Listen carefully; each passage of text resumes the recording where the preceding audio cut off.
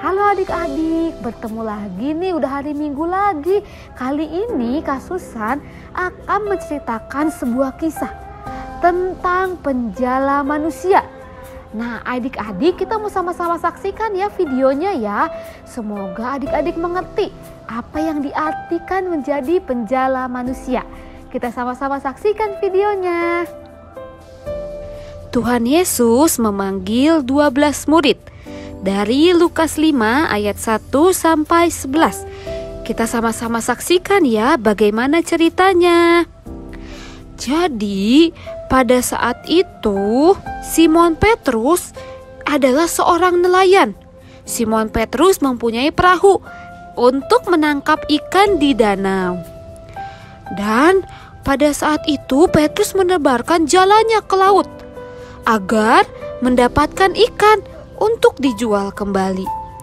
Tapi adik-adik, mereka bekerja dari malam sampai pagi hari, tetapi tidak mendapatkan apa-apa.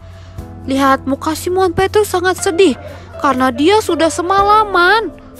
Lalu mereka pergi ke tepi pantai. Dan Tuhan Yesus melihat mereka dengan muka sedihnya karena tidak mendapatkan apa-apa. Tiba-tiba Tuhan Yesus datang dan naik ke perahunya Petrus. Lalu apa yang dikatakan Tuhan Yesus kepada Petrus? Lalu Tuhan Yesus duduk untuk mengajar orang banyak dari atas perahu. Perahu milik siapa? Milik Petrus. Setelah itu Tuhan Yesus menyuruh Petrus untuk pergi menangkap ikan lagi. Tapi Petrus berkata kepada Tuhan, apa yang dikatakan Petrus? Bahwa tadi malam dia tidak dapat ikan satupun. Tapi mereka akan pergi karena guru, karena Tuhan Yesus yang menyuruh mereka untuk pergi. Lalu mereka pergi menebarkan jala. Dan apa yang terjadi? Mereka mendapatkan ikan yang sangat banyak sekali. Hampir-hampir perahunya akan tenggelam karena ikannya penuh sekali. Wah, lihat adik-adik, Tuhan Yesus punya kuasa yang sangat besar. Dan Petrus sadar bahwa ia adalah orang yang berdosa. Petrus berkata tidak pantas Petrus bersama-sama Tuhan. Tapi adik-adik, Petrus dipilih Tuhan untuk menjadi penjala manusia. Yang asalnya penjala ikan menjadi seorang penjala manusia. Lalu mereka pun pergi meninggalkan perahu dan ikannya yang banyak tadi. Lalu pergi mengikut siapa? Mengikut Tuhan Yesus.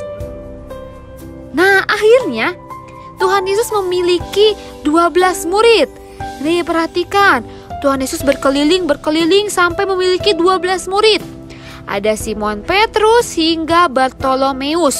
Wah, murid-murid Yesus selama Yesus pergi memberitakan Injil dari kota ini ke kota lain.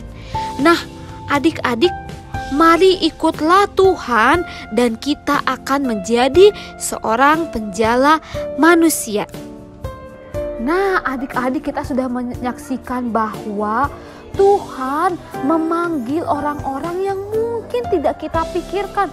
Seperti Petrus, seorang nelayan. Dia bukan orang yang mempunyai jabatan, tapi Tuhan pilih dia untuk menjadi seorang penjala manusia. Syaratnya apa ya?